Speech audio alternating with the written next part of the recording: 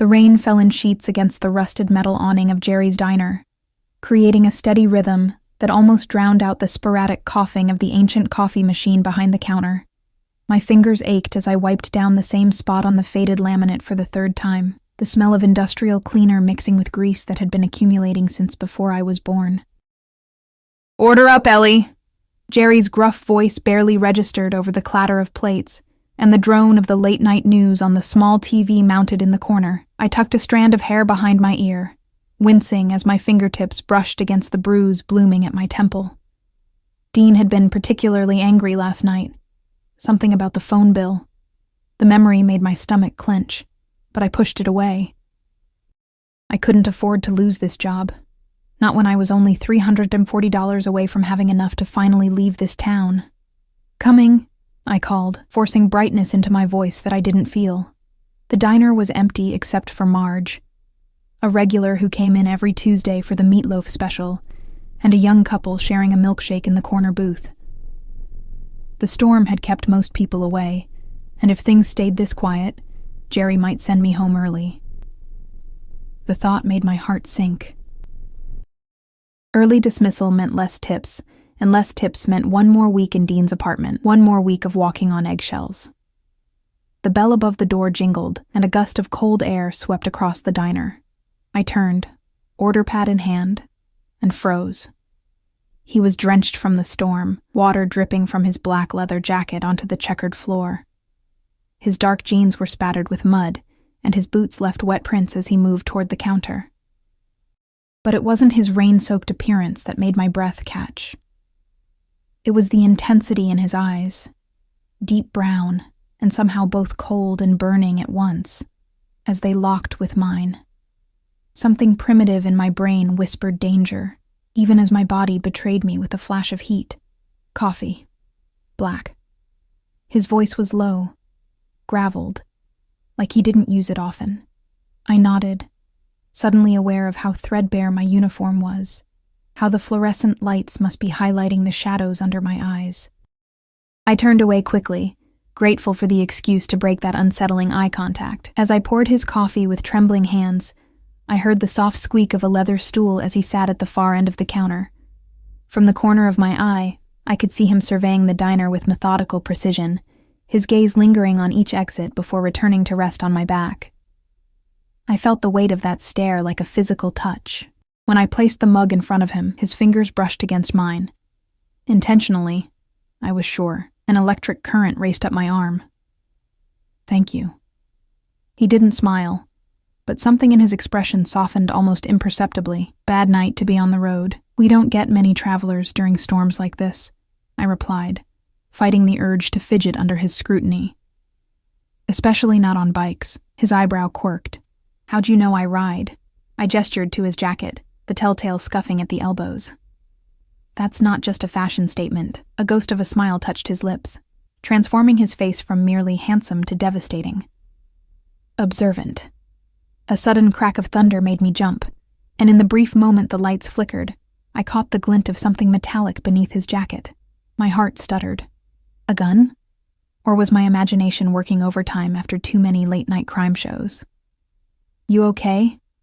he asked, and I realized I'd been staring. "Fine," I lied, retreating behind the counter. Just jumpy from the storm, the couple in the corner booth waved for their check, and I gratefully escaped his presence. As I processed their payment, I felt his eyes follow me, assessing, calculating. When they left, the bell's cheerful jingle seemed at odds with the tension that had settled over the diner. Jerry emerged from the kitchen, wiping his hands on his stained apron. "Storm's getting worse. Weather Channel says it'll be like this all night. You might as well head home, Ellie. Not gonna be any more customers in this mess." Panic fluttered in my chest. Home meant Dean, probably drunk by now, waiting to unleash whatever frustrations his day had brought. "I can stay," I offered quickly. "Finish the closing checklist early." Jerry's eyes flicked to the stranger at the counter, then back to me with a frown. "You sure? I can handle him if you want to go." I shook my head. "It's fine.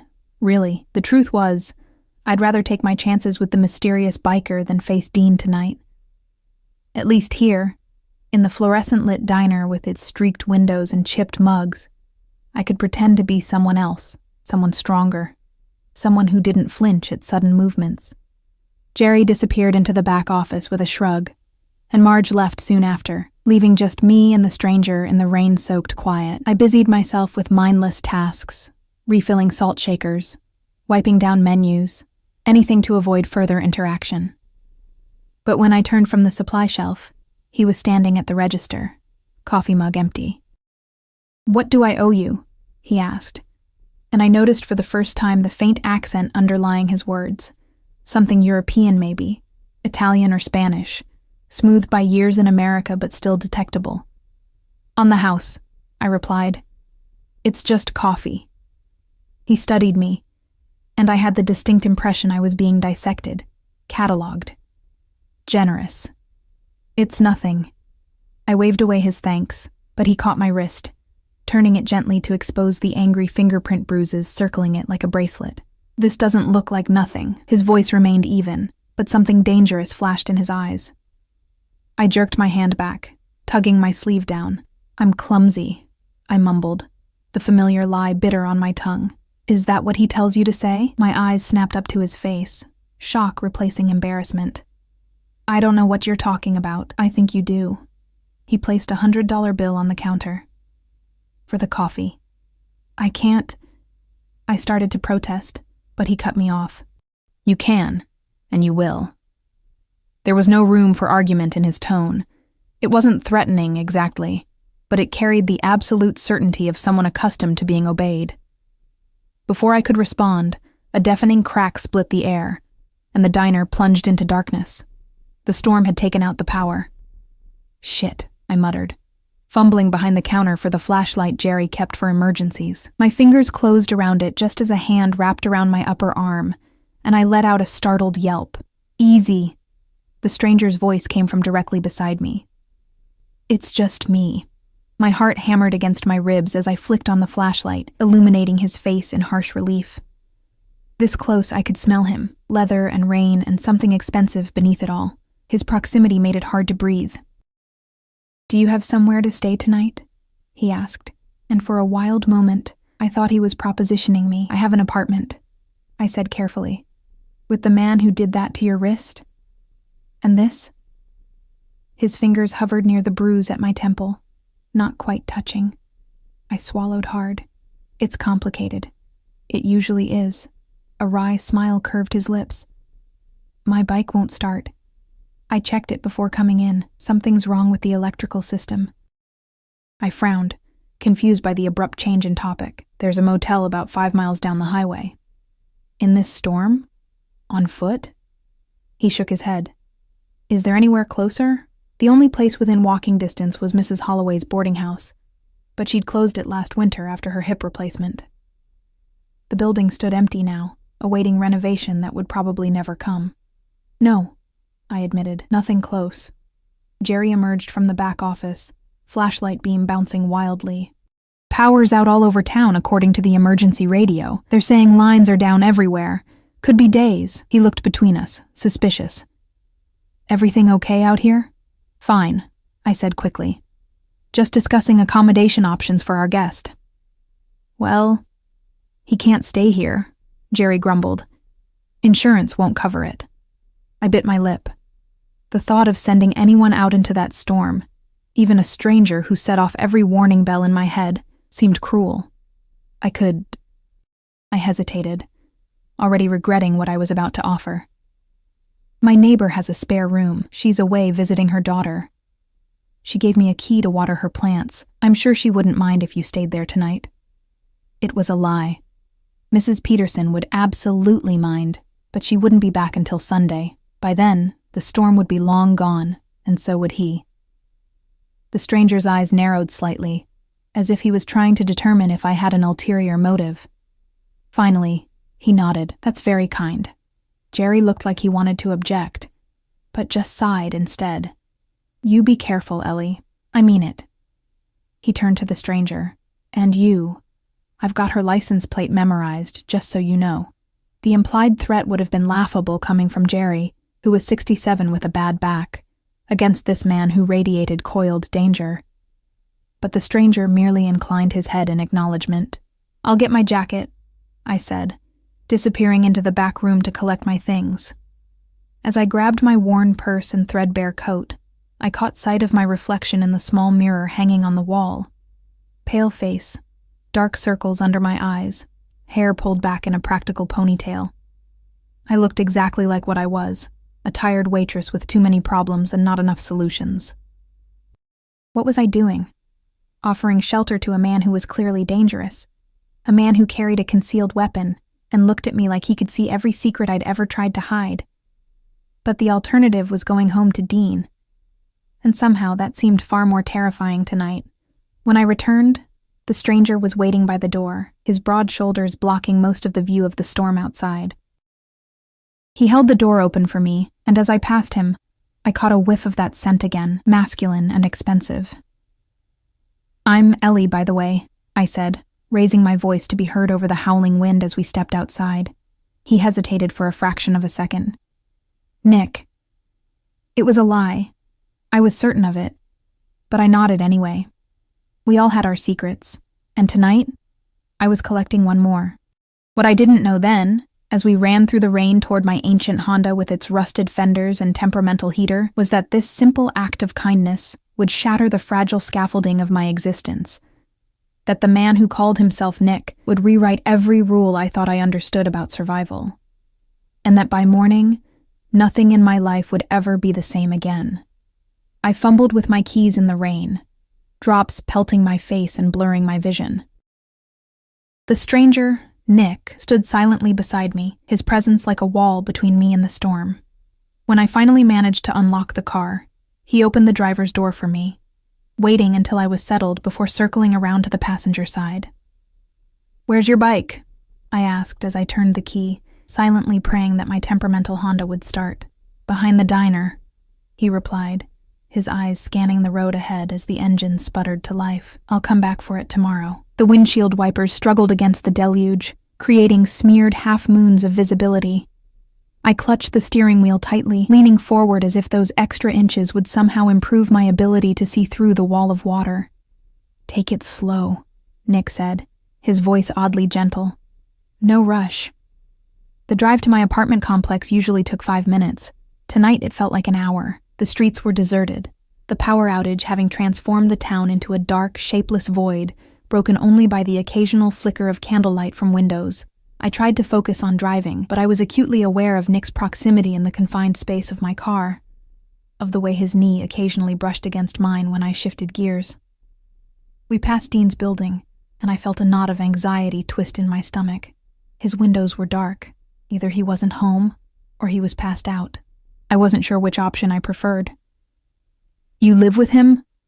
Nick asked suddenly, and I realized he'd been watching me as I stared at Dean's apartment. "Not anymore," I said, my voice smaller than I intended.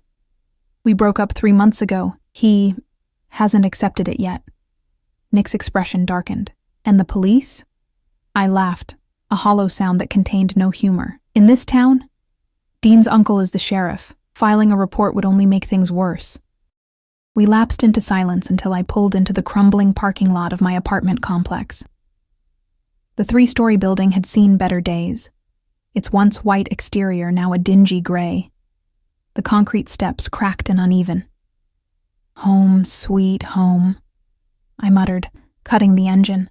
For a moment, we sat in the sudden quiet, the rain drumming on the roof creating a cocoon of sound around us.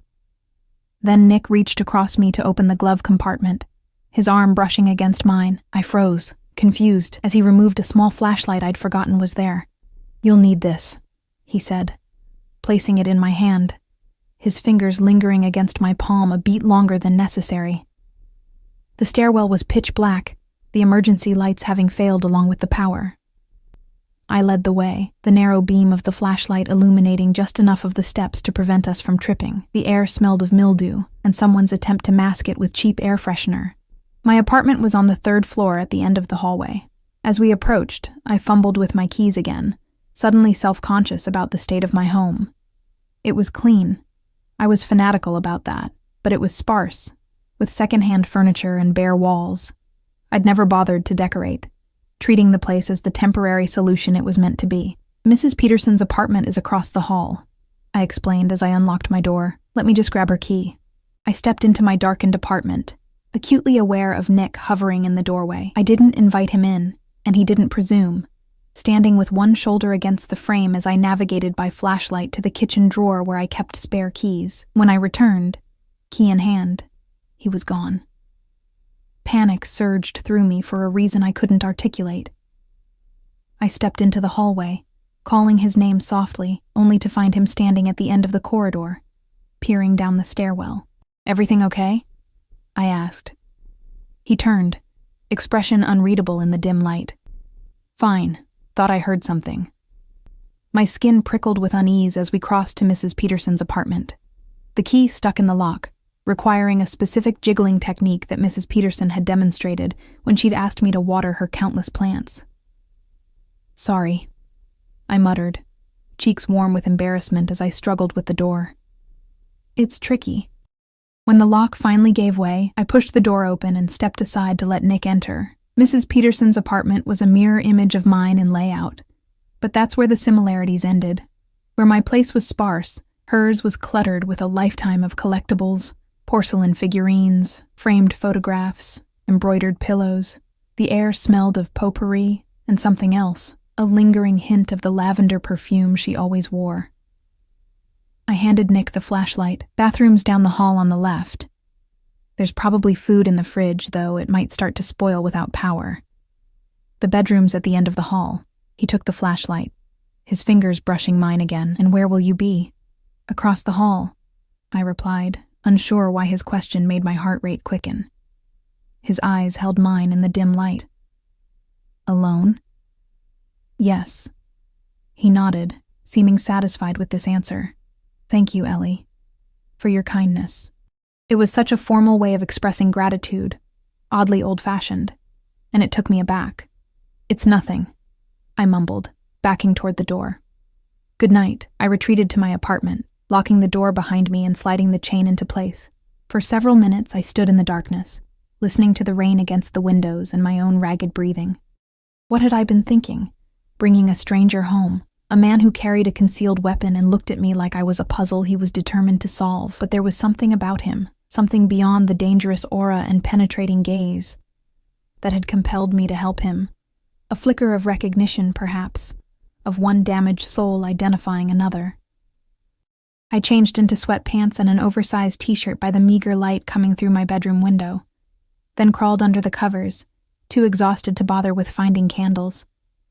Sleep should have come easily after the long shift, but my mind raced, replaying every interaction with Nick, analyzing his expressions, his careful words.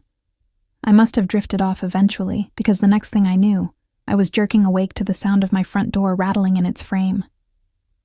For a disoriented moment, I thought it was part of a dream. Then it came again, the distinctive sound of someone testing the lock.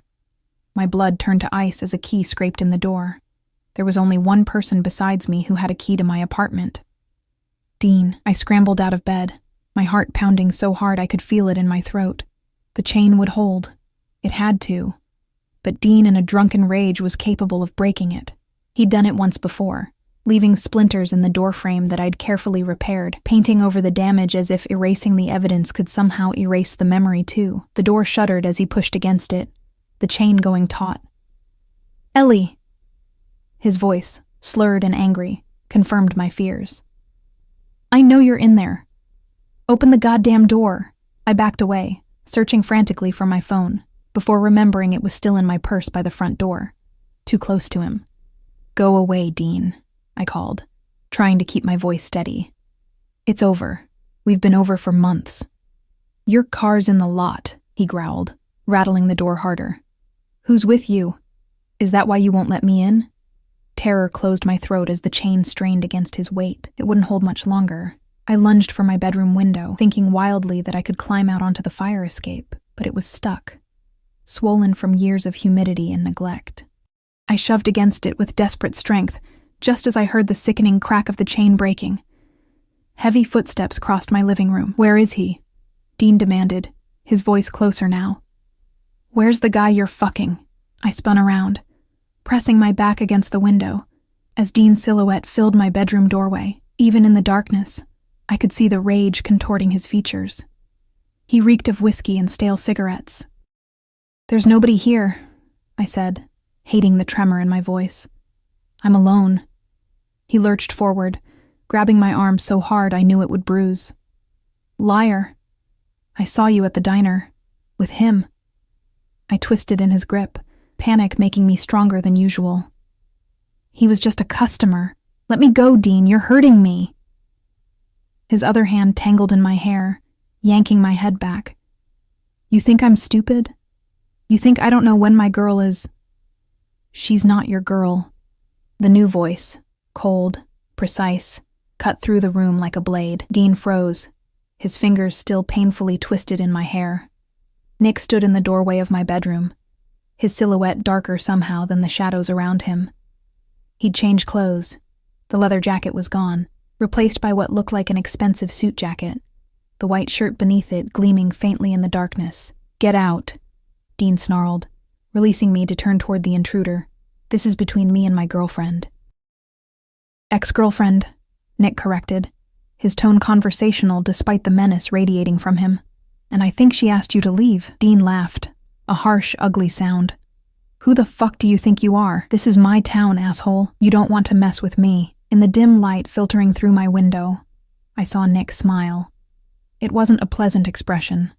It was the smile of a predator who had just spotted particularly easy prey. "On the contrary," Nick said softly, "you don't want to mess with me." Something in his voice must have finally penetrated Dean's alcohol-fogged brain, because he hesitated, swaying slightly on his feet. "Dean, please," I whispered, seizing the moment of uncertainty. "Just go. I'll talk to you tomorrow when you're sober." He glanced back at me, conflict evident in his expression. For a moment, I thought he might actually listen. Then his face hardened, and he turned back to Nick, fists clenching. "You think you can come into my town and—" He never finished the sentence. Nick moved with shocking speed, closing the distance between them in what seemed like a single fluid step. There was a dull thud, a choked gasp, and then Dean was on his knees, one arm twisted behind him at an unnatural angle, Nick's hand clamped over his mouth. "Listen carefully," Nick murmured, his lips close to Dean's ear, voice so low I had to strain to hear it. "If you ever touch her again, if you so much as look in her direction, I will find you. And what happens next will make this seem like a loving caress. Nod if you understand." Dean nodded frantically, eyes bulging with pain and fear. "Good." Nick released him with a shove that sent Dean sprawling onto the floor. "Now get out." Dean scrambled to his feet, holding his injured arm against his chest. He backed away, eyes darting between Nick and me, face pale with shock and dawning sobriety. "You're fucking crazy," he spat, but the bravado was gone from his voice, replaced by genuine fear. "Perhaps," Nick agreed pleasantly. "Would you like to test the theory?" Dean turned and fled, his footsteps pounding down the hallway and stairs. The silence that followed was deafening. I stood frozen by the window, my entire body trembling with adrenaline and residual fear. Nick remained motionless in the center of my bedroom, his back to me, head slightly tilted as if listening for Dean's return. "Are you hurt?" he asked finally, turning to face me. I shook my head, then realized he probably couldn't see the gesture in the darkness. "No." "Thank you." He moved closer, and I tensed involuntarily. He stopped immediately, respecting the boundary. "He won't bother you tonight," he said. "But tomorrow, when he's had time to nurse his wounded pride and ego, he might return with reinforcements." The thought sent fresh fear coursing through me. His uncle will not be a problem. The certainty in Nick's voice was both reassuring and terrifying. Who was this man who could make such claims with such confidence? "How did you know?" I asked. "That he was here?" "I heard him in the hallway." Nick's voice softened slightly. "I was concerned." Concerned was such a mild word for whatever had brought him across the hall with such lethal precision. I hugged myself, suddenly aware of how exposed I felt in my thin t-shirt and sweatpants. "Your door is broken," Nick observed. "You can't stay here tonight." I laughed. a brittle sound edged with hysteria. I don't have anywhere else to go. Yes, you do. He held out his hand. Grab what you need. You're staying in Mrs. Peterson's spare room. I should have protested. Should have thanked him for his help and insisted I would be fine, but the thought of spending the night alone in an apartment with a broken door, jumping at every creak and shadow, was unbearable. So I nodded, gathering a change of clothes and my phone while Nick waited in the living room. When I emerged, he was standing by the front door, examining the splintered wood where the chain had ripped free. "I'll fix this tomorrow," he said, as if repairing a stranger's door was the most natural thing in the world. As we crossed the hall to Mrs. Peterson's apartment, I found myself wondering once again who this man really was. He moved like a fighter, spoke like someone educated, and wore clothes that, even in the dim light, I could tell were expensive. "You're not really a biker, are you?" I asked as he unlocked Mrs. Peterson's door. He glanced at me, something like amusement flickering in his eyes. "What makes you say that?" "The suit, for one thing, the way you move, the way you talk." I gestured vaguely at him. "All of it." He pushed the door open, stepping aside to let me enter first. "People are rarely what they first appear to be, Ellie." It wasn't an answer, but I was too exhausted to press for more. The adrenaline was fading, leaving behind a bone-deep weariness that made my limbs feel leaden. Nick showed me to the spare bedroom, a small space dominated by a twin bed and more of Mrs. Peterson's knickknacks. "Try to rest," he said, lingering in the doorway. "We'll figure things out in the morning." There was something comforting about the way he said "we," as if my problems had somehow become our problems. As if he hadn't just wandered into my life hours ago, a stranger in a storm. "Nick?" I called softly as he turned to leave.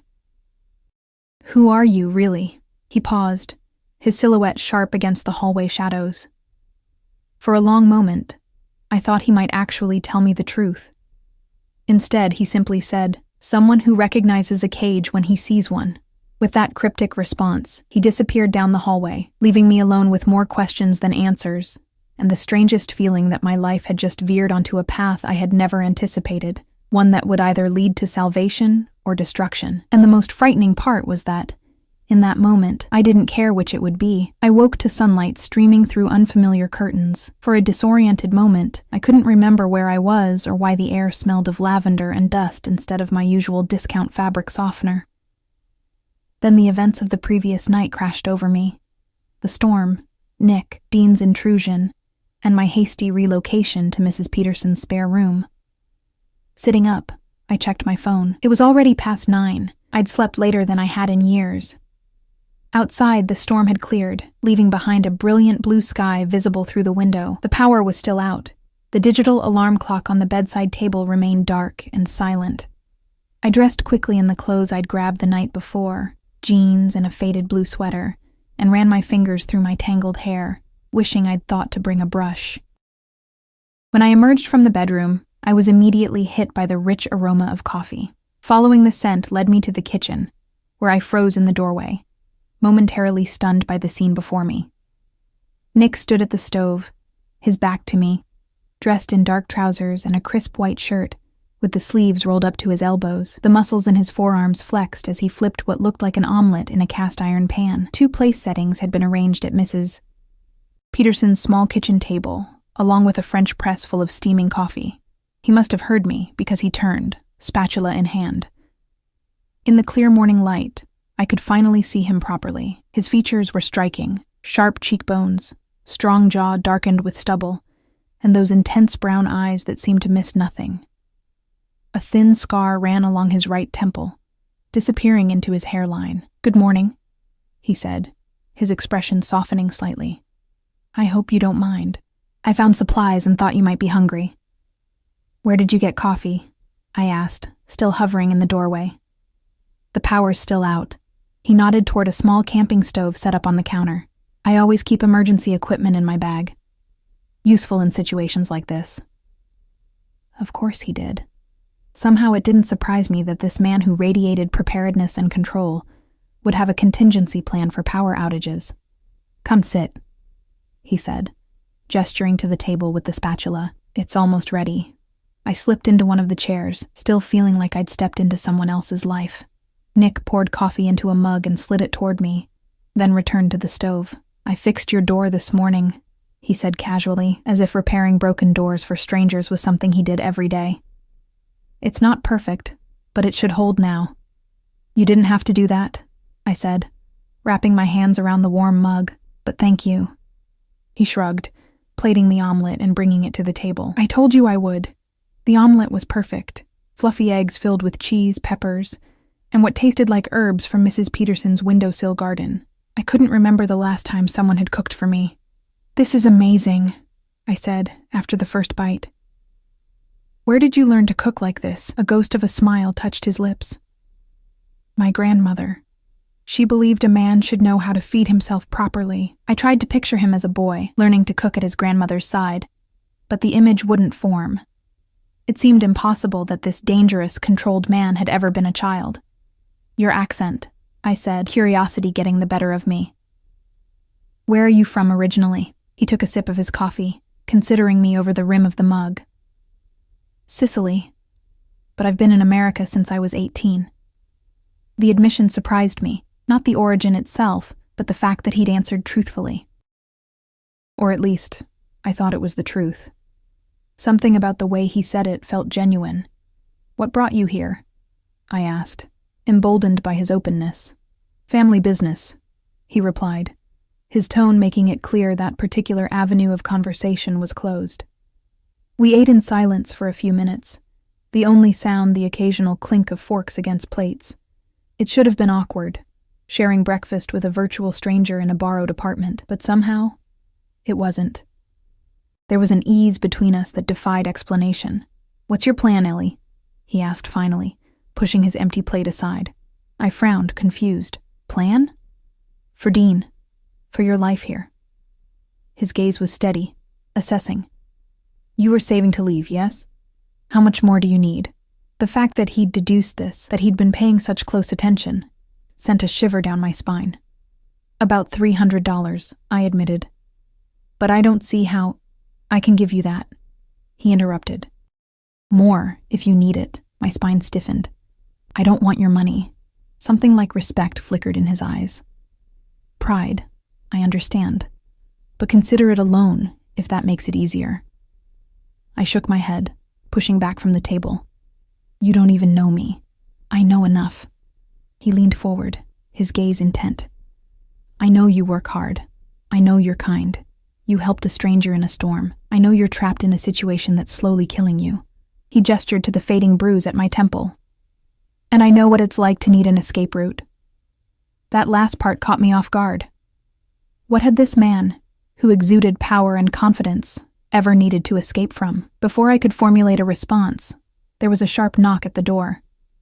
Nick's entire demeanor changed in an instant, his body tensed, hand moving reflexively toward his waistband, where I suspected his gun was concealed. "Are you expecting anyone?" he asked, voice dropping to a near whisper. I shook my head, fear clenching my stomach. Had Dean returned? Perhaps with his uncle in tow? Nick motioned for me to stay seated, then moved silently to the door, positioning himself to the side of it rather than directly in front. "Who is it?" he called, his voice neutral. "Ellie? You in there?" Jerry's familiar gravelly voice came through the door. "It's Jerry from the diner." Relief washed over me. "It's okay," I told Nick. "He's my boss." Nick nodded but remained vigilant as he opened the door, blocking most of the entrance with his body. Jerry stood in the hallway, looking uncomfortable and out of place in his faded plaid shirt and worn jeans. His eyes widened slightly at the sight of Nick, then darted past him to find me. "Hey, Ellie," he called. "You okay? Power's still out all over town. They're saying it might be another day or two." I moved to stand beside Nick, oddly comforted by his protective stance. "I'm fine, Jerry. Thanks for checking." Jerry shifted his weight, clearly uneasy. "Listen, I just wanted to let you know that Dean came by the diner this morning looking for you. He was... well, he didn't look good. Arm in a makeshift sling, face all bruised up." Nick remained impassive, but I felt the tension radiating from him. "He was saying some pretty wild stuff," Jerry continued, glancing nervously at Nick. "About your friend here. Said he attacked him last night. That's not what happened," I said quickly. Dean broke into my apartment. He was drunk and he grabbed me. Nick just intervened. Jerry nodded, not looking surprised. Figured it was something like that. But here's the thing. Dean's uncle was with him, Sheriff Wallace. They're talking about pressing charges. His eyes flicked to Nick again. Assault. Maybe worse. My blood ran cold. Sheriff Wallace had made it clear in the past that he considered me the source of his nephew's problems, not the other way around. If he decided to target Nick, "Thank you for the warning," Nick said, his tone formal but not unfriendly. "We appreciate it." Jerry hesitated, then leaned closer, lowering his voice. "Look, I don't know what's going on here, and I don't want to. But Dean's bad news, Ellie, always has been, and his uncle's worse. If they're gunning for your friend," he trailed off, the implication clear. "Anyway, just wanted you to know. Diner's closed till the power's back, so take a couple days. Paid leave." This last part was so unexpected that it took me a moment to process. Jerry had never offered paid leave before, not even when I'd had the flu so badly I could barely stand. "Thanks, Jerry," I said, genuinely touched by his concern. After Jerry left, Nick closed and locked the door, his expression thoughtful. "He's afraid," Nick observed. "Not just of Dean and the sheriff. Of me." I blinked, surprised by the assessment, but realized he was right. There had been an undercurrent of fear in Jerry's demeanor that I'd attributed to concern about Dean. "Why would he be afraid of you?" I asked, studying Nick's face for clues. "He doesn't know you." Nick's smile was thin. Sometimes people recognize danger even when they can't name it. A chill ran down my spine at his words, but before I could pursue the topic, my phone rang. I glanced at the screen and felt my heart skip a beat. It was Mrs. Peterson. "Hello?" I answered, trying to keep the panic from my voice. "Ellie, dear." Mrs. Peterson's cheerful voice came through the speaker. "How are you? How are my plants holding up in this dreadful weather?" I swallowed hard, glancing around her apartment that was currently being occupied by a strange man and myself. "They're fine, Mrs. Peterson, but listen, I need to tell you something." "Oh, that's not why I called," she interrupted. "I'm staying with Judith longer than expected. Her husband has to go away on business, and she asked if I could help with the grandchildren for another week. I said yes, of course, family first, don't you think?" Relief flooded through me. "That's great, Mrs. Peterson. I'll keep taking care of the plants." "Such a dear girl," she cooed. "Oh, and Ellie? I heard from Marge about the power outage. If you need a place to stay, feel free to use my apartment. The spare room is all made up, and there's food in the freezer. Just make yourself at home." I nearly laughed at the irony. "Thank you, Mrs. Peterson. That's very kind." After hanging up, I relayed the conversation to Nick. "So, we have a temporary reprieve at least?" "Good," he nodded, "but it doesn't solve our more immediate problem." I raised an eyebrow. "Our problem?" "Yes, our problem." His gaze was unwavering. "I made an enemy of Dean and his uncle last night, and while I'm perfectly capable of handling them, I'd rather not complicate matters." "So, what do you suggest?" I asked, crossing my arms. He checked his watch, an elegant timepiece that looked far too expensive for a casual biker. "I have associates arriving in town this afternoon. They'll help secure the situation." "Associates?" I echoed, unease creeping back into my voice. "What kind of associates?" Instead of answering, Nick pulled out his phone and made a brief call. He spoke rapidly in what I assumed was Italian, his voice low and commanding. I couldn't understand the words, but the authority in his tone was unmistakable. This was a man accustomed to giving orders and having them obeyed without question. When he ended the call, he turned back to me. "Pack a bag," he said. "Enough for a few days." I stared at him, incredulous. "Excuse me?" "Dean and his uncle will be watching your apartment, the diner, anywhere they think you might go," Nick explained with the patience of someone outlining a basic concept. "It's not safe for you to stay here." "And where exactly am I supposed to go?" I demanded. "With me," he said simply. The casual confidence with which he made this suggestion left me momentarily speechless. "I barely know you," I finally managed. "You know I protected you when you needed it," he countered. You know I could have taken advantage of your vulnerability last night, and I didn't. You know I fixed your door and made you breakfast." His eyes softened slightly. "What else do you need to know, Ellie?" "Your real name, for starters," I said, surprising myself with my boldness. "Who you really are. Why you're in this town." He studied me for a long moment, and I had the distinct impression he was making calculations, weighing risks against benefits. Finally, he nodded. Decision made. "My name is Niccolo Russo," he said, the Italian pronunciation rolling off his tongue in a way that made my name for him, Nick, seem like a pale shadow. "I am the head of the Russo family, based in New York, and I am in your town because I was looking for something." The formal way he introduced himself, the unfamiliar family name, meant nothing to me at first. Then the implication of family, in that particular context, combined with his accent and the unmistakable aura of danger, clicked into place. "You're with the Mafia," I breathed, taking an involuntary step back. He didn't deny it. "We prefer family business." My mind raced, trying to process this revelation. I'd suspected he was dangerous, perhaps a criminal, but this was beyond anything I'd imagined. "And what were you looking for in our town?" Something shifted in his expression, a subtle softening I might have missed if I hadn't been watching him so closely. "Initially, a business opportunity. The highway that runs through here makes it strategically valuable." "Initially," I echoed, catching the qualifier. His gaze was steady, unflinching. "Plans change, Ellie."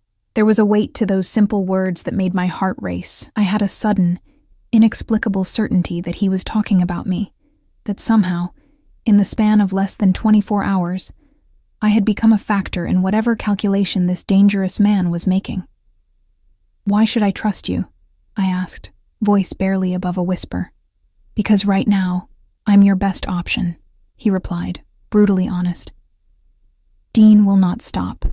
Men like him never do, and his uncle has the authority to make your life very difficult." He was right, and we both knew it. Dean's obsession had only escalated over the past 3 months. If he now had his uncle actively supporting him, my options were severely limited. "Where would we go?" I asked, not quite an agreement, but no longer an outright refusal. "I have a property about 2 hours from here, secluded, private. We'll wait there until my associates have resolved the situation with Dean and the sheriff." The casual way he spoke about resolving the situation sent another chill through me. I didn't want to know what that entailed. "And after? What happens then?" I asked, needing to understand the full scope of what I was potentially agreeing to. Niccolo, it was impossible to think of him as Nick now, stepped closer, not touching me but close enough that I could feel the heat radiating from his body, smell the expensive cologne that clung to his skin. "After," he said softly, "you will have choices, Ellie. Real choices, not the illusion of them. If you want to leave this town, I will ensure you have the means to go anywhere you wish. If you want to stay, I will make certain Dean and his uncle never bother you again." "And what do you get out of this?" I asked, suspicion warring with the undeniable pull I felt toward this man. A ghost of a smile touched his lips. "Let's just say I have a vested interest in your well-being." It wasn't a real answer, but I sensed it was all I would get for now. I took a deep breath, weighing my options. Stay and face Dean's escalating rage and his uncle's corruption, or go with a self-admitted mafia boss to an unknown location. Both choices terrified me for entirely different reasons. "I need to think," I said finally. Niccolo nodded, stepping back to give me space. "Of course, but we need to leave by noon if we're going to avoid complications."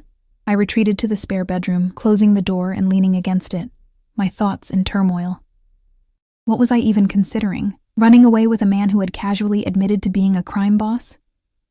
It was madness, and yet, the memory of Dean's hands on me, of the terror that had become so familiar it was almost mundane, rose in my mind. I was already living in fear. At least Niccolo's danger was honest, declared rather than hidden behind false claims of love and protection. There was something else too, something I was reluctant to admit even to myself. In the brief time I'd known him, Niccolo had shown me more consideration and respect than Dean had in our entire relationship. He'd protected me without trying to own me, helped me without demanding gratitude. I sank onto the bed, my gaze falling on a framed photograph on the nightstand. Mrs. Peterson as a young woman, radiant in a wedding dress beside a handsome man in uniform. They were both beaming, frozen in a moment of perfect happiness that had clearly been fleeting, given that Mrs. Peterson had been a widow for as long as I'd known her. Life offered no guarantees, no promises of safety or happiness. All we could do was make choices, and hope they led somewhere better than where we started. I stood, decision made, and began to pack. The sleek black SUV pulled up outside Mrs. Peterson's apartment building at precisely noon. I watched from the window as a man in a dark suit emerged from the driver's side and scanned the area with practiced efficiency before opening the back passenger door. Niccolo appeared in the doorway behind me, his presence filling the small room even though he made no sound. "Are you ready?" I nodded, hefting my single duffel bag that contained everything I considered worth taking. Clothes, toiletries, a dog-eared paperback, and the small jewelry box that had belonged to my mother. It was pathetic, really, how little there was to show for my 26 years of life. "We should go," he said, taking the bag from my hand despite my protest. "My men report that the sheriff's car has been circling the block." A knot of anxiety tightened in my stomach, but I followed him down the stairs and into the bright afternoon sunlight. The storm had cleared completely, leaving behind a crisp autumn day that felt incongruously cheerful given the circumstances. The driver, a broad-shouldered man with close-cropped dark hair and watchful eyes, nodded respectfully to Niccolo and gave me a brief, assessing glance before taking my bag and stowing it in the trunk. The interior of the SUV was luxurious, with buttery leather seats and tinted windows that shielded us from view as soon as the doors closed. As we pulled away from the curb, I cast one last look at my apartment building. It had never been a true home, just a way station on my journey to somewhere else. Still, leaving felt momentous, the final severance of the last threads tying me to a life I'd been desperate to escape. "Having second thoughts?" Niccolo asked, watching me closely. I shook my head. "No, just saying goodbye, I guess." He nodded, understanding in his eyes. The first time I left Sicily, I stood on the deck of the ship and watched the coastline disappear. I thought my heart would break. The admission, so unexpectedly personal, surprised me. "Do you ever go back?" "Occasionally, but it's never the same." His expression turned distant. "The place remains, but the life you had there doesn't." We lapsed into silence as the SUV navigated through town. I tensed when we passed the sheriff's station, half expecting to see police cars roar to life in pursuit. But nothing happened. We crossed the town limits without incident, and I felt something uncoil inside me, a tension I hadn't even realized I was carrying. Once we hit the highway, Niccolo pulled out his phone and made another call, this time speaking in English, but using terms and phrases that meant nothing to me. Business matters, I assumed, though I caught the name Dean Wallace at one point, which sent a chill down my spine. When he finished, he turned his attention back to me. "Tell me about your life before Dean," he said, as if requesting a simple fact, rather than delving into my past. I shrugged, uncomfortable with the direct inquiry. "Not much to tell. Small-town girl, dead-end job, bad relationship. Classic story. I doubt anything about you is classic, Ellie," he said, and the certainty in his voice made me flush. "Where is your family?" "Gone," I replied, the words still carrying a sting even after all these years. "My mom died when I was 17. Cancer. Dad couldn't handle it, started drinking. Wrapped his truck around a tree 6 months later." I recited the facts with practiced detachment. "No siblings." Niccolo was quiet for a moment, absorbing this information. "So you've been alone." "I've been surviving," I corrected, a hint of defiance creeping into my tone. His lips curved in that barely there smile. "There's a difference between surviving and living, Ellie." The observation hit closer to home than I cared to admit. I turned to gaze out the window, watching the landscape transform from small-town sprawl to dense forest. We were heading into the mountains, the road winding higher with each mile. "What about you?" I asked after a while, curiosity overcoming my reticence. "You mentioned your grandmother. Do you have other family?" Something darkened in his expression. "My parents died when I was 12. My grandmother raised me until I was old enough to take over the family responsibilities." The clinical way he delivered this information suggested old pain, carefully contained. I have cousins, uncles, aunts. The extended family is extensive. I could only imagine what family responsibilities entailed in his line of work, but I didn't press the issue. Instead, I asked, "Why were you really in town? I can't believe a place like ours would be of any interest to someone like you." He studied me for a long moment, as if deciding how much to reveal. Officially, I was scouting a potential distribution route. Unofficially, he paused, choosing his words carefully. I needed some time away from New York, to think, to clear my head. "What about?" I asked before I could stop myself. His eyes met mine, surprisingly candid. The future. My future. The family's future. He gestured vaguely. All of it. I nodded, understanding the weight of expectations and responsibilities all too well, albeit on a vastly different scale. "And did you figure it out? Before you got sidetracked by rescuing damsels in distress?" The corners of his eyes crinkled slightly, the closest thing to a genuine smile I'd seen from him. I believe I did, yes. The way he looked at me made my heart trip over itself, a sensation I hadn't experienced in a very long time. As the SUV continued its ascent into the mountains, my eyelids grew heavy. I hadn't slept well the night before. Despite the relative safety of Mrs. Peterson's apartment, and the gentle motion of the vehicle combined with the warmth of the sun streaming through the window was lulling me toward sleep. "Rest," Niccolo said softly. "We have another hour at least." I wanted to protest, to stay alert and vigilant, but exhaustion won out. The last thing I remembered before drifting off was the sensation of something warm being draped over me, Niccolo's jacket, I realized dimly, and the murmur of his voice speaking quietly in Italian to the driver. When I woke, the quality of the light had changed. The sun was lower in the sky, casting long shadows across a landscape that had transformed completely. We were deep in the mountains now, following a private road that cut through ancient forest. The trees pressed close on either side, creating a natural tunnel of vibrant autumn colors. "Where are we?" I asked, my voice husky with sleep. "Almost there," Niccolo replied. He looked relaxed, one arm stretched along the back of the seat, his posture more open than I'd seen it before. Away from town, away from the complications of Dean and the sheriff, some of the tension had bled out of him. The road curved sharply, and suddenly the trees gave way to reveal a sprawling property nestled in a natural clearing. The house, mansion would be more accurate, was a blend of traditional and modern architecture, all stone and glass and dark wood. It commanded a stunning view of the valley below, with the mountains rising majestically on the far horizon. "This is yours?" I asked, unable to keep the awe from my voice. "One of several properties," he replied, watching my reaction with what seemed like pleasure. "Do you like it?" "It's beautiful," I admitted, taking in the meticulous landscaping, the infinity pool that seemed to merge with the sky, the careful integration of the structure with its natural surroundings. As we pulled up to the front entrance, the massive wooden doors opened, and a middle-aged woman emerged. She was dressed simply, but elegantly, her silver-streaked dark hair pulled back in a neat bun. "Maria," Niccolo explained as the SUV came to a stop.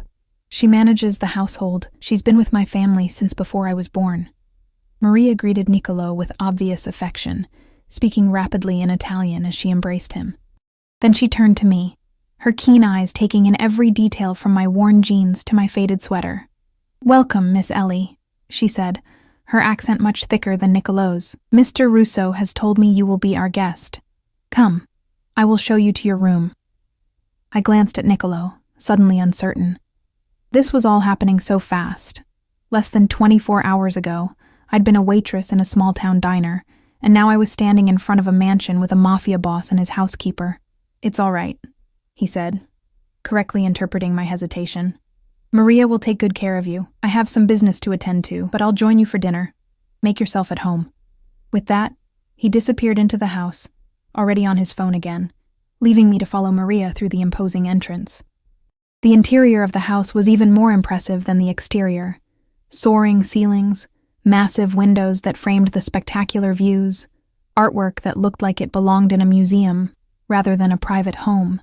Maria led me through a series of hallways and up a curved staircase to a wing that she explained contained the guest suites. "Mr. Russo has placed you in the blue suite," she said, opening a door to reveal a room that was larger than my entire apartment. "It has the best view of the sunrise." The blue suite was aptly named. The decor featured various shades of blue, from deep navy to pale ice, creating a calming, oceanic atmosphere. A king-sized bed dominated one wall, while a sitting area with plush armchairs and a fireplace occupied another. Floor-to-ceiling windows opened onto a private balcony that overlooked the valley. "The bathroom is through there," Maria indicated a doorway. "Fresh towels, toiletries, everything you need." "And here," she opened a closet door to reveal a selection of women's clothing, all appearing to be approximately my size. "Mr. Russo arranged for these, in case you needed anything additional." I stared at the clothes, designer labels I recognized but had never dreamed of wearing, then back at Maria. "When did he arrange this? We just decided to come here this morning." Maria's expression was carefully neutral. "Mr. Russo is always prepared for contingencies." The implication that he had somehow anticipated my presence, had prepared for me before I even agreed to come, was both unsettling and strangely flattering. What had he seen in me, in our brief encounter, that made him so certain I would end up here? "Dinner will be at 7 in the main dining room," Maria continued. "I will come to escort you. In the meantime, please make yourself comfortable. There is a library down the hall if you wish to read, or you may explore the grounds. Security has been advised of your presence." With that, she left me alone in the luxurious suite, closing the door softly behind her. I sank onto the edge of the bed, overwhelmed by the sudden turn my life had taken. Part of me wanted to laugh at the absurdity of it all. The small-town waitress swept away by a mysterious mafia boss to his mountain retreat. It was like something out of a novel, too fantastic to be real. Yet it was real. The soft bedding beneath me, the breathtaking view through the windows, the faint scent of pine and wood smoke in the air. All of it was tangible, immediate, present. After a moment of contemplation, I decided to explore. The bathroom was a marvel of marble and glass, with a shower large enough for 4 people and a soaking tub positioned to take advantage of the view. The toiletries were high-end, the towels plush and monogrammed with an elegant R. I took a long, hot shower, washing away the lingering anxiety of the past 24 hours. Afterward, wrapped in a ridiculously soft robe, I examined the clothes in the closet. They were indeed my size, perhaps a touch more form-fitting than I would have chosen, but impeccably tailored and made of fabrics that felt luxurious against my skin. I selected a simple outfit, dark jeans and a cashmere sweater in a deep burgundy, and was relieved to find that they fit perfectly. After dressing, I ventured out to explore the house. The hallway outside my suite was lined with artwork, landscapes primarily, many featuring Sicilian vistas according to the small plaques beside them. The library Maria had mentioned was indeed just down the hall, a 2-story affair with rolling ladders and the comforting smell of old books and leather. I was examining the spines, everything from classics in multiple languages to modern bestsellers, when I sensed, rather than heard, someone enter the room behind me. "Find anything interesting?" Niccolo's voice sent a shiver down my spine. I turned to find him leaning against the doorframe, watching me with that intense gaze that seemed to see right through my defenses. He'd changed clothes, now wearing dark jeans similar to mine, and a charcoal sweater that emphasized the breadth of his shoulders. "Your collection is impressive," I replied, gesturing to the shelves. "Do you actually read all these?" He pushed away from the door, moving into the room with that fluid grace that still reminded me more of a predator than a businessman. "Many of them, yes. Reading was my escape as a child. It still is when I can find the time." This glimpse of the boy he had been, seeking refuge in books from whatever darkness surrounded him, humanized him in a way that nothing else had. I could picture him curled in a window seat somewhere, lost in a story that transported him away from the realities of his life. "What do you like to read?" I asked, genuinely curious. "History, philosophy." His lips quirked. "The occasional thriller, though most get the details wrong. I could imagine the kind of details a man in his position would notice." "And poetry?" I asked, nodding toward a shelf dedicated to verse. Something flickered in his expression. Surprise, perhaps, that I had noticed. "Yes. Particularly Dante. "Abandon all hope, ye who enter here," I quoted, the famous line from Inferno seeming suddenly, uncomfortably relevant to my current situation. Niccolo's eyes sharpened. "You know Dante?" I shrugged, oddly pleased that I had impressed him. I had a good English teacher in high school. She loved the classics. He studied me with renewed interest, as if re-evaluating something in his assessment of me. Most people remember only that line, the warning at the gates of hell. They forget that Dante's journey doesn't end there. He passes through purgatory and eventually reaches paradise. With Beatrice as his guide, I added, remembering the broad strokes of the epic poem. His ideal of perfect love. Something shifted in Niccolo's gaze, a heat and intensity that hadn't been there before. Yes. The single word held layers of meaning I couldn't begin to interpret. An uncomfortable silence stretched between us, charged with something that made my pulse quicken. "Maria tells me you've settled in," he said finally, changing the subject. "Is the room to your liking?" "It's beautiful," I acknowledged. "Everything is. But Niccolo, I can't help wondering, what happens now?" He moved to the window, looking out at the mountains bathed in the golden light of approaching sunset. "Now, you rest. You take some time to yourself, away from Dean, away from that town, away from the life that was slowly crushing you." He turned back to face me. "And when you're ready, you decide what you want next. It can't be that simple," I argued, crossing my arms. "Why not?" He stepped closer, and I resisted the urge to back away. "What's stopping it from being that simple, Ellie?" "Because nothing is ever that simple," I replied, my voice rising slightly, "especially not with someone like you." His eyebrow arched. "Someone like me? A mafia boss," I said bluntly. "A man who carries a gun and has associates who can make problems disappear. A man who prepared a room for me before I even agreed to come here." Instead of being offended, he seemed almost pleased by my outburst. "You're right to be suspicious," he acknowledged. "In my world, nothing comes without strings. But sometimes, Ellie, the strings are visible only if you choose to look for them." "And if I do look?" I challenged. "What strings would I find attached to all this?" I gestured to encompass the library, the house, the implied protection he was offering. He considered me for a long moment, his expression unreadable. "Dinner will be ready soon," he said finally, sidestepping my question. "Would you like a tour of the grounds before we eat?" I wanted to press him, to demand the answers he was so carefully avoiding giving, but something in his demeanor suggested it would be futile, so I nodded, allowing him to lead me through the house and onto a stone terrace that overlooked the immaculately landscaped grounds. The property was even more extensive than it had appeared from the car. Gardens gave way to orchards, which transitioned to natural woodland.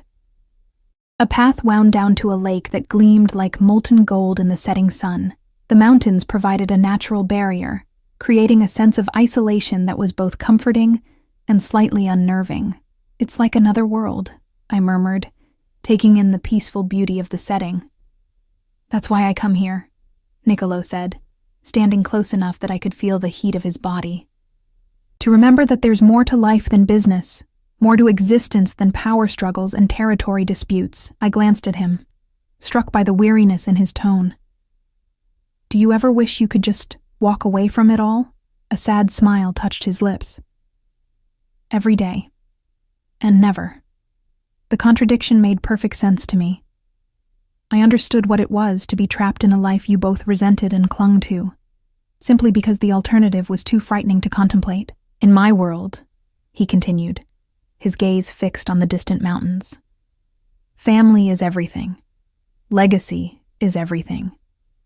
I was born into this life, Ellie. It's in my blood, my bones.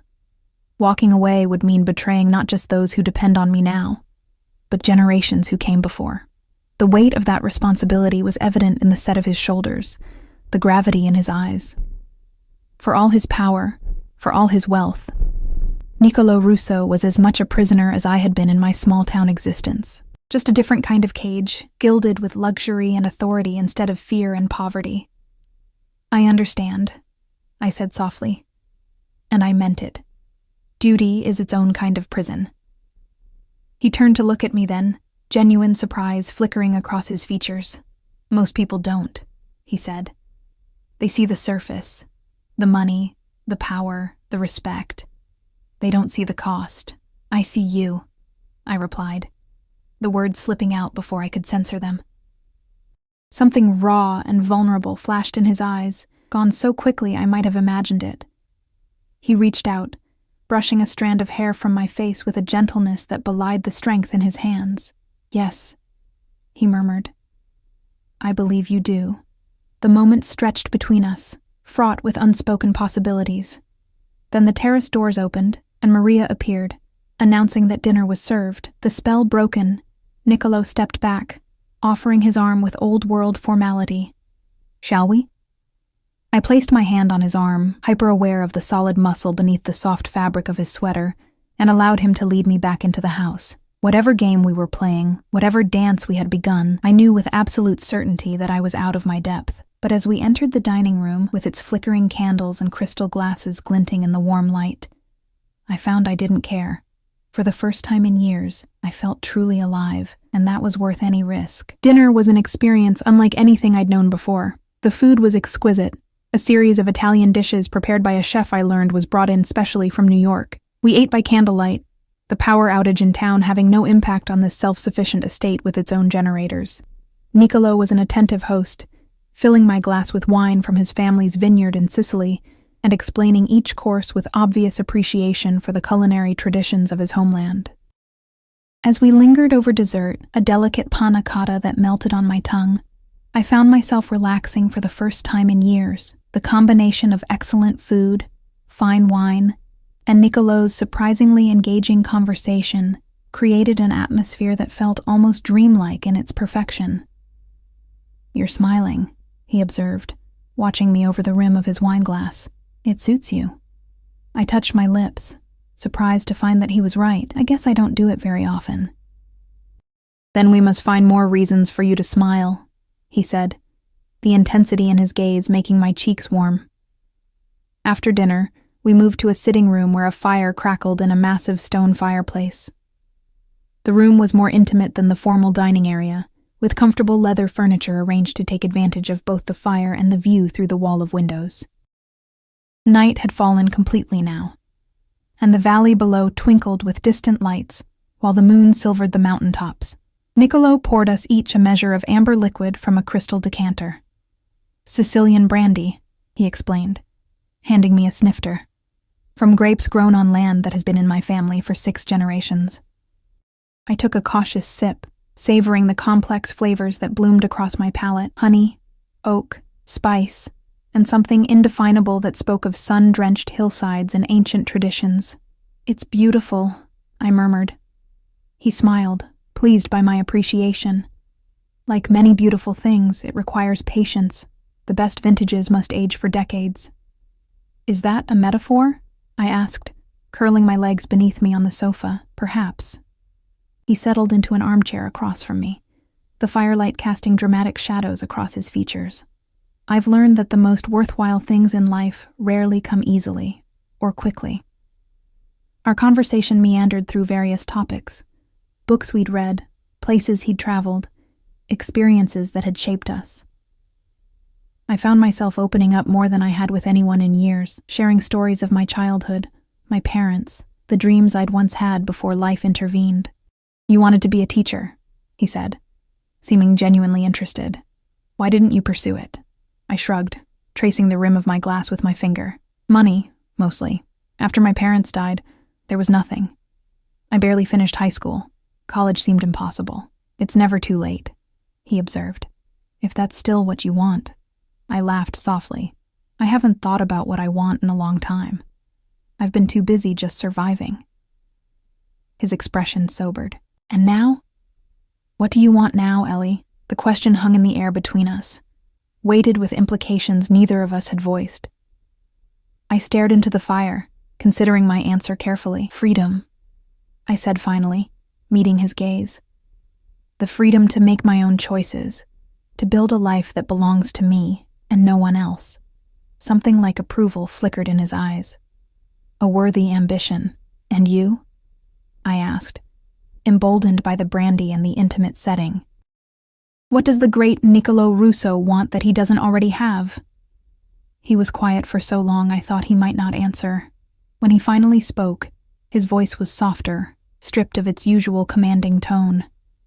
Peace, legacy, someone to share it all with who sees beyond the power and the name to the man beneath. The raw honesty in his admission caught me off guard. For all his carefully cultivated control, there was loneliness there, a yearning that mirrored my own in ways I hadn't expected. Is that why you were really in town? I asked, the pieces suddenly clicking into place. Not for business at all, but because you needed space to think about your future. A ghost of a smile touched his lips. You're very perceptive, Ellie. Yes, I was at a crossroads of sorts. My position, it comes with expectations, responsibilities to the family, the need to secure the future.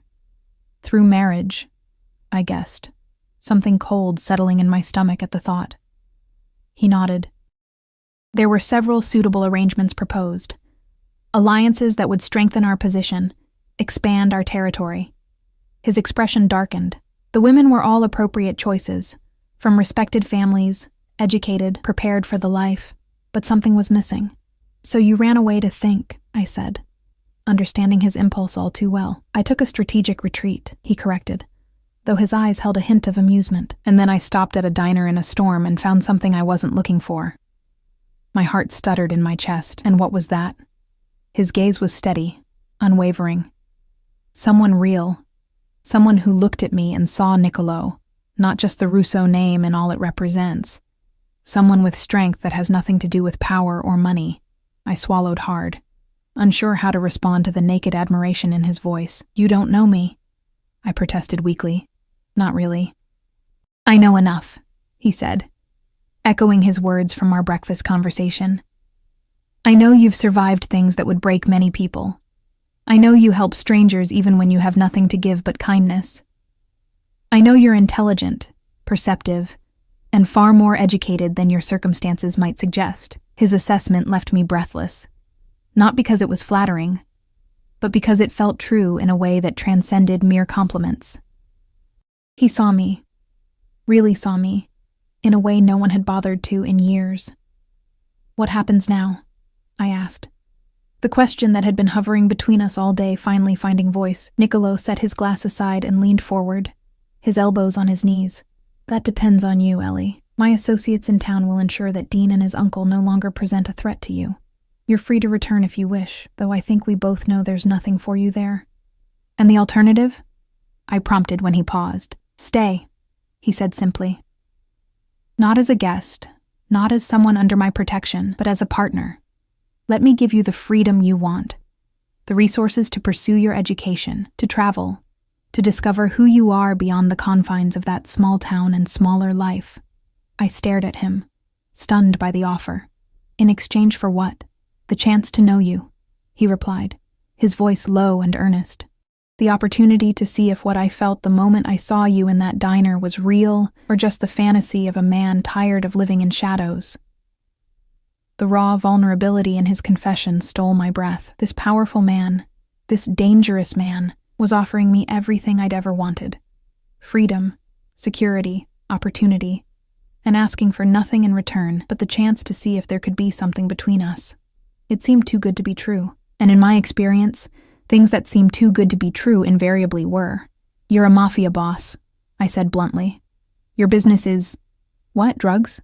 Weapons? Extortion? Instead of being offended by my candor, he seemed to appreciate it. The Russo family has diverse interests, he acknowledged, some more legitimate than others. I won't insult your intelligence by claiming my hands are clean, Ellie. But I can promise you this. Whatever develops between us will be separate from that world. You will never be asked to participate in anything you find morally objectionable. Can anyone really separate those parts of their life so neatly? I challenged. He conceded the point with a slight incline of his head. Perhaps not entirely, but I would do everything in my power to keep you safe. Not just physically, but emotionally and ethically as well. I rose from the sofa and moved to the windows, needing space to think. The night sky stretched above us, stars scattered like diamonds across black velvet, so much more visible here away from the lights of town. I've spent my whole life feeling trapped, I said finally, not turning to look at him. First by poverty, then by Dean, then by fear. I can't trade one cage for another, Niccolo, no matter how gilded. I heard him move, felt his presence behind me, though he didn't touch me. I'm not offering a cage, Ellie. I'm offering a choice. Stay or go. Either way, you'll have the means to build the life you want. Just like that? No strings attached? I turned to face him, searching his expression for any sign of deception. Just like that, he confirmed. Though I hope you'll stay, at least long enough for us to explore what might exist between us. His hand lifted, hovering near my cheek without making contact. May I? I nodded, and his fingers traced the curve of my face with exquisite gentleness. His touch sent electricity skittering across my skin, awakening sensations I'd thought long dead after years with Dean.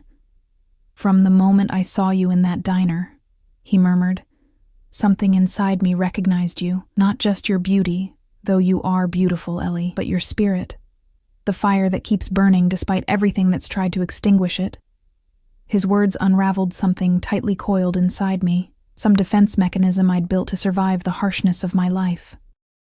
Tears pricked at my eyes, not from sadness, but from the sheer relief of being seen, truly seen, by another human being. I'm afraid, I admitted, my voice barely above a whisper. Of me? He asked, his thumb gently wiping away a tear that had escaped. I shook my head. Of hoping. Of believing this could be real. His eyes, so dark and intense, held mine. It is real. I am real. What I feel for you is real, unexpected as it may be. He leaned closer, his intention clear, giving me every opportunity to pull away. I didn't.